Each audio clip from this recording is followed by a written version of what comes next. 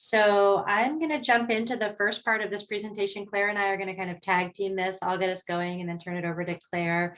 And we are going to present some fairly high level information on data visualization principles. This is us. And as we get going, I wanted to acknowledge that these principles and what we're talking about today, a lot of the content comes from two primary sources. One is the book Data Feminism, which was published by the MIT Press in 2020. And one is the Do No Harm Guide, which was published by the Urban Institute in 2021. So both of these are fully available online, and I do have the links to them in the resource section. And then another great resource I also have in the resource section is called the We All Count Equity Guide. And there's many, many other sources that you'll find that are available online that discuss principles, equity principles, and data visualization.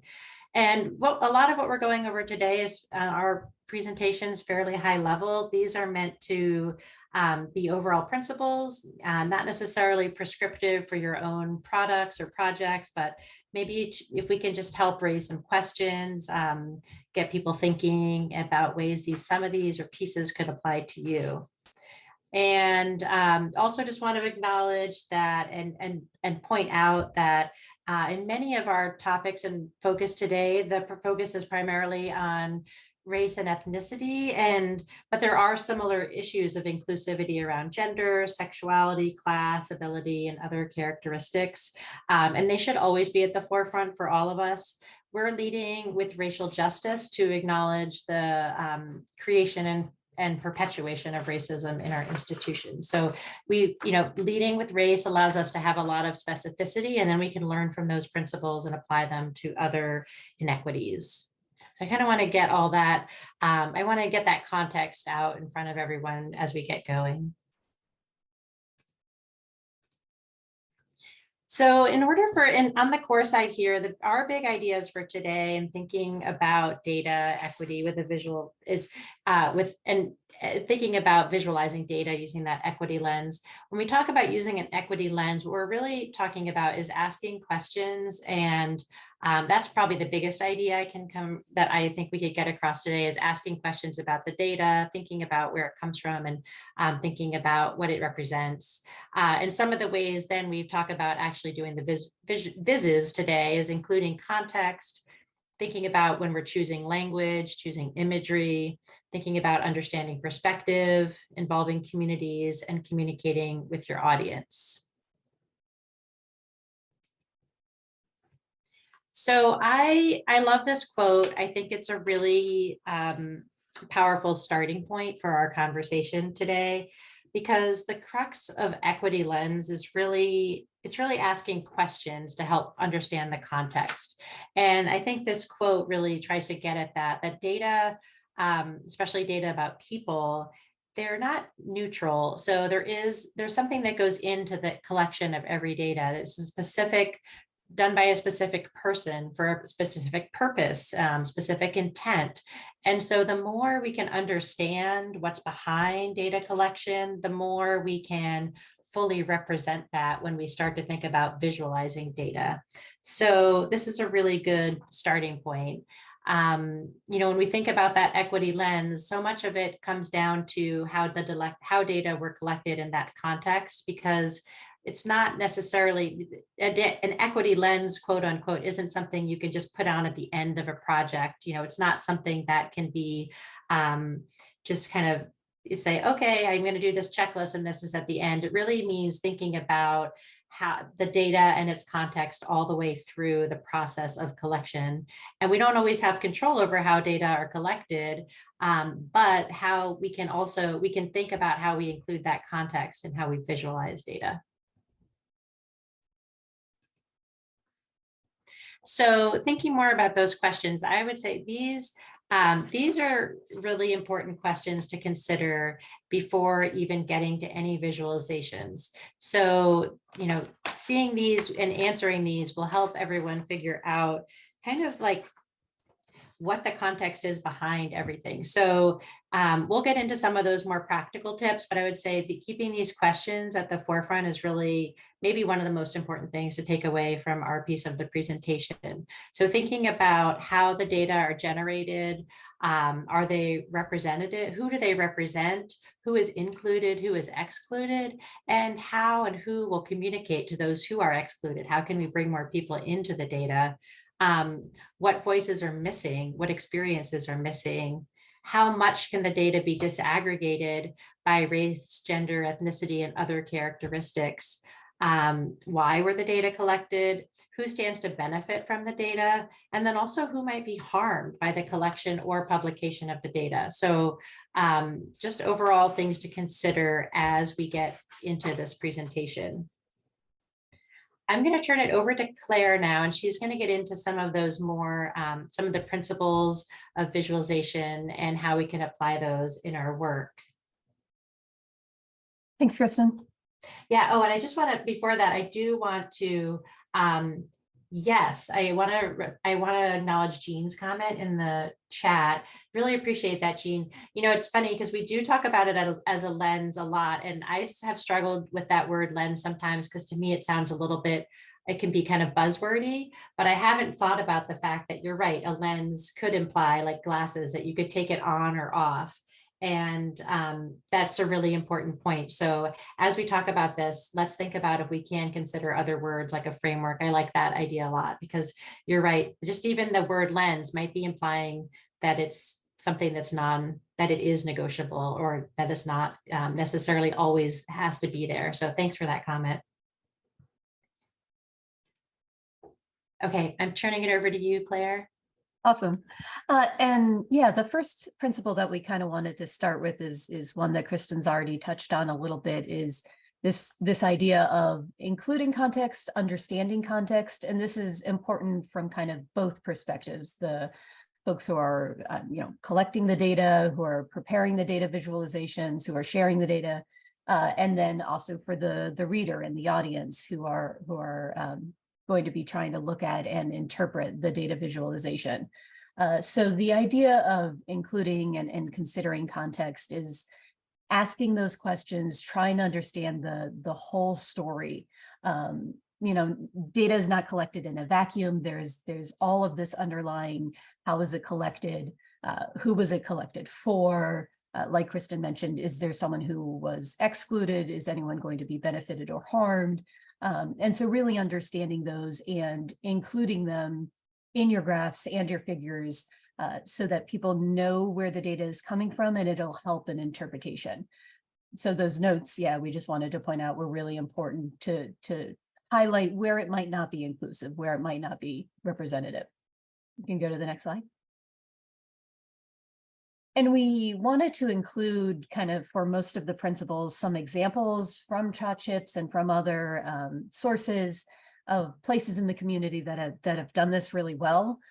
This example of including context is from Healthy Columbia Willamette Collaborative. And it does a really nice job, first of all, with that blue call out box of indicating that this is about linguistic isolation and linguistically isolated households.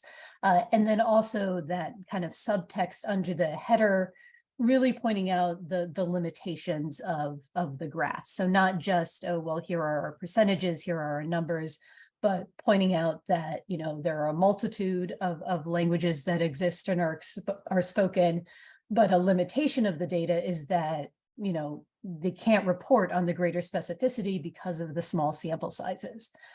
This limitation is crucial because it's grouping people with diverse and varied backgrounds, experiences, and needs into one category when that may or may not make a lot of sense. So this was a great example of kind of including that context, including the limitations.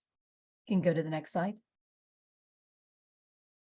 Here's another fantastic example from the OHA metrics dashboard. With that call out box on the left that kind of gives a caution for when you're interpreting the data. And it points out that they're reporting on race and ethnicity as a proxy for institutional racism and structural inequities, pointing out that race is a social construct It does not reflect biological differences between groups, but it is important because of present day and historic exclusion. And so including that information, being clear about, what is this data useful for? What is it not useful for? What are we trying to say when we include it is just something that's really important and helps support equitable principles. Can go to the next slide. The next couple principles are just kind of about being careful about the language that's chosen and the way that we choose icons or imagery. This one is about remembering that data reflects the lives of real people. These are, it can be easy to miss that and just talk about numbers and be very almost scientific or something, but really focusing on the fact that this is reflecting real lived experience and being cognizant of that and careful about that, leading with people first language. So instead of inmates using people in prison, just being careful about the labels that are used, and then also that labels and hierarchies can carry with them more information than we may originally think. The way that we order things can reinforce ideas as white or male being a norm, if that's always the comparison group. And just there are some quick ways to address this, even just considering alphabetical order or ordering by kind of size of population, all of those things. The other one that we wanted to point out was the alternatives to labeling in other catch-all categories, since that quite literally others, a group of folks in the data. We have a couple of examples on this slide of different ways that category can be labeled, another race, additional groups, people identifying as other or multiple races. And then one thing to do as well is whatever label you choose for the category, also including kind of like that context idea, including information about, well, who is being grouped into this kind of catch-all, which groups, who's in there. And the reason for that, among other reasons, is that when you're trying to deal with small numbers, when you're trying to avoid reporting where you kind of can't, you might be grouping a lot of folks who it doesn't necessarily make sense to put them all in one category. And just being transparent about that and clear about that is important. Go to the next slide. And this one is about the choosing imagery. Like I mentioned, the colors, icons, shapes can be associated with stereotypes. Also, using graduated color palettes, or like the example that you can see here, not only uses a graduated color palette, but also has white as a category in an entirely different color, which again reinforces this idea of white being the norm or the comparison, and just switching to a color palette that doesn't have those hierarchies or gradients. And you can find resources online that will generate color palettes for you. If you go to the next slide, you can see some nice examples. The first is of that kind of people first language, even down in that little chart, just talking about, dentists per people. And then the second example has that really nice kind of non-hierarchical, non-graduated color palette.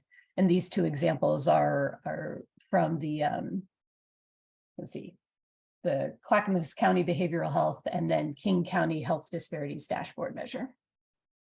You can go to the next slide. Another of the principles that we wanted to point out, as much as we might think sometimes that, oh, well, data is objective, or we don't want to kind of put our perspective into something, that perspective always exists. And visuals are not going to end up speaking for themselves. It's impossible to avoid your own interpretation. It's impossible to avoid your audience or reader interpreting it as well. So some questions to ask there are just, if someone's seeing the graph or figure in isolation, are they going to be drawing the right conclusions, or the conclusions that we're trying to express? And related to that, it's really important to be transparent about the positionality and viewpoint of your team, so that people kind of know where you're coming from, know the viewpoint that you might be expressing, and including multiple perspectives as you develop the data visualization.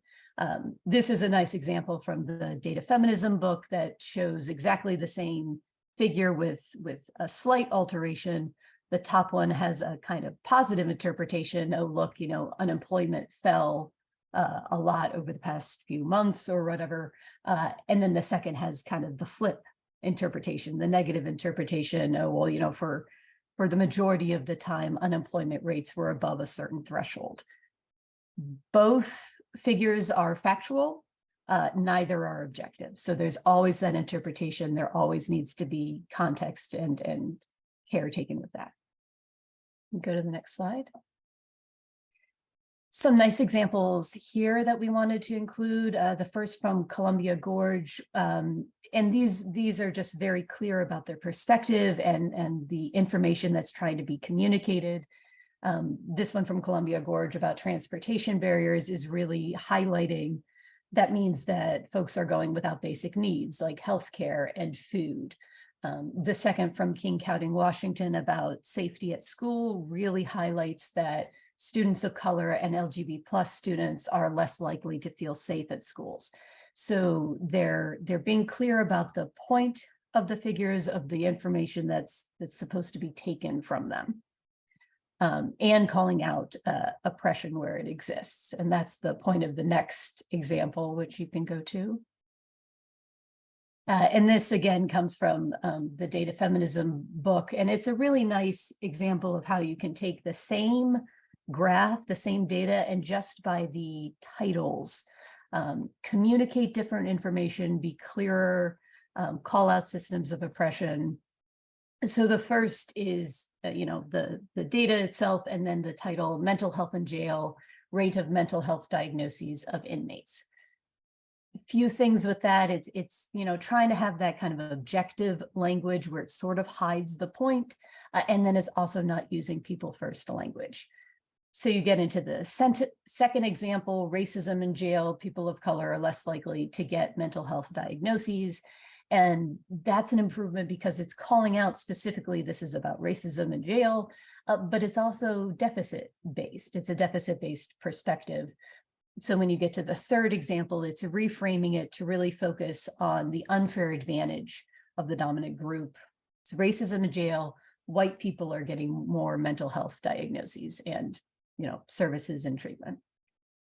So that's just a nice example of how the same visualization with the titles you choose, with the kind of perspective that you put into it, can really change what you're communicating.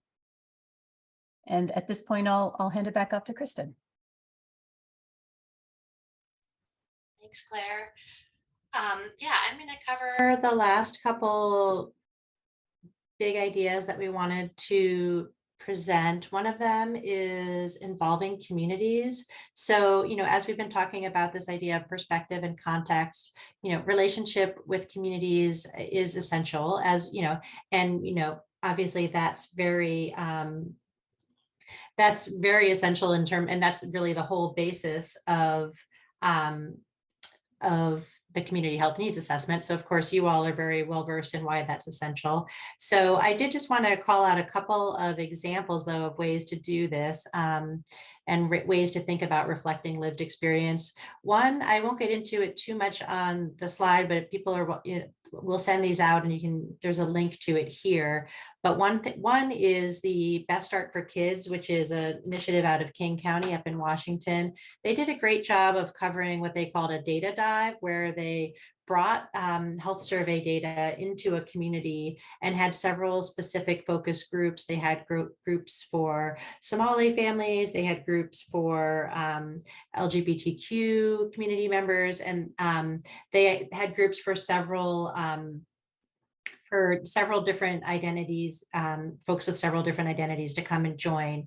And when they did these groups, they really were listening groups. So they presented an initial, it was actually like on a literal placemat. They presented a data placemat, and then they asked folks what they thought about the data, and they listened. And so that was one way to get at some community perspectives. Also wanted to call out the Columbia Pacific, y'all. I think probably you all are on the call, but I love what you all did here with the micro narratives and collecting stories. So this is a great example of collecting feedback from the community. And actually, every single line on this graph is a data story. So this is, these are stories that folks were asked to share as part of a survey, and then they were classified into extremely flexible or extremely structured types of care, and then coded as negative versus positive experiences. So you can see here, just looking at the blue gradient, which are the positive experiences, they're a lot more concentrated in the extremely flexible. So that was just a great example of collecting micro narratives directly from community members and then coalescing them into community perspective. I see a couple, I'm just pause for a quick second. I see a couple notes in the chat. Yeah, Alicia, I think it would, I don't know if it's always seen as negative, but I think it would depend on what you were trying to get at. I think generally we've, in the books I've read, the idea would be to, I think where, and maybe it's not so much framing it as deficit, but maybe I like what you're saying, Rebecca, is maybe it's where the resources are not going. So, because I think where the deficit based is because it can start to imply that it's a deficit of that particular group of people. So I think if the deficit base is seen as a deficit in resources, then I think, that is a way that you could be calling out deficits in resources. But I think it's a very easy and quick slippery slope to get into deficit being based on appearing based on characteristics or groups. So I think it's a really tricky one.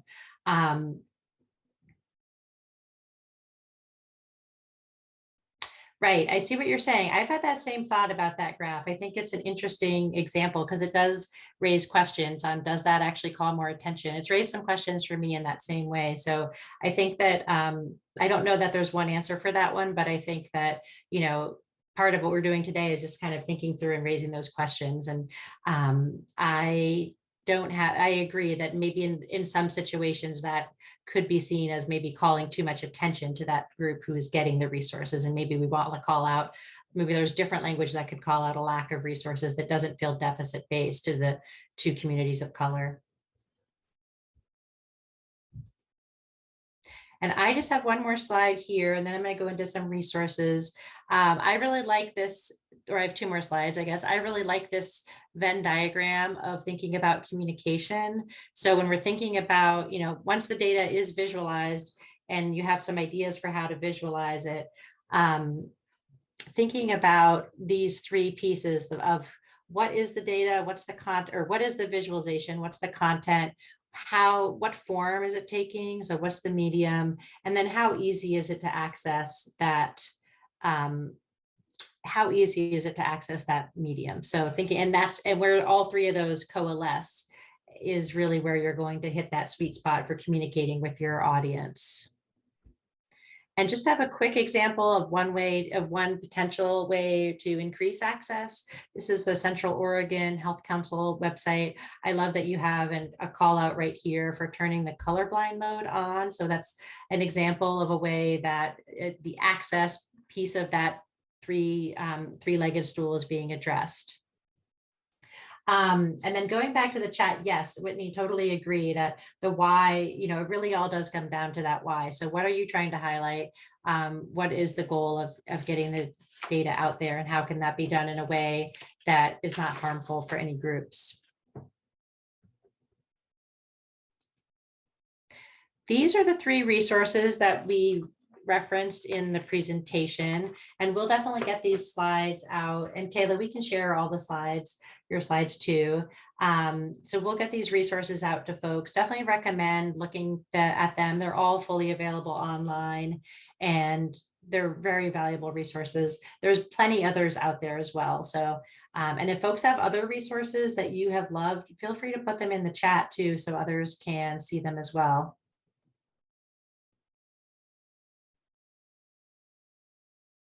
Heather, love your comment about how groups refer to themselves. That's a great example of getting community perspective. So, right, like we might have an idea of what is the preferred term, but if we reach out to a community and find that that's not a preferred term, then, then we'll there need to be adjustments. So that perspective is so important and the context is so important.